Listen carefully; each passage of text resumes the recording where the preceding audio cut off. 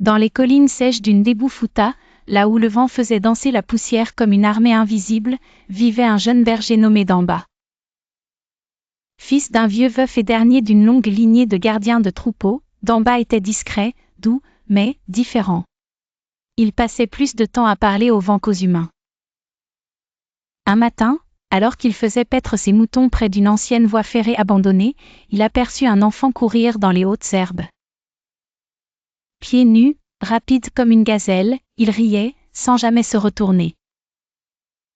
Damba, intrigué, se précipita vers l'enfant et cria « Hé, petit! Tu es perdu ?» Mais l'enfant avait déjà disparu. Ne restait que son rire lointain. Et des traces de pas qui semblaient aller dans la direction opposée. Le lendemain, Damba revit l'enfant, exactement au même endroit. Cette fois, il s'approcha lentement, une calebasse d'eau à la main. « Tu as soif ?» L'enfant s'arrêta, le fixa de ses grands yeux sombres, et murmura « Tu m'entends, toi ?»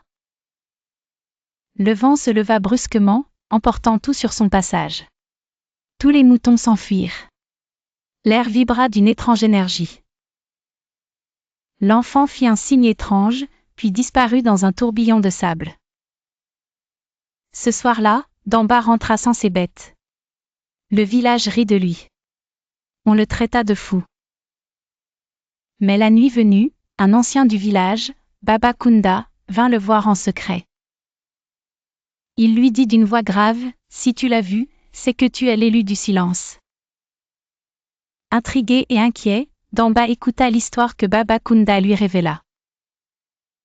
Autrefois, un village nommé Keleji vivait en paix, jusqu'au jour où un roi jaloux ordonna de voler tous ses enfants.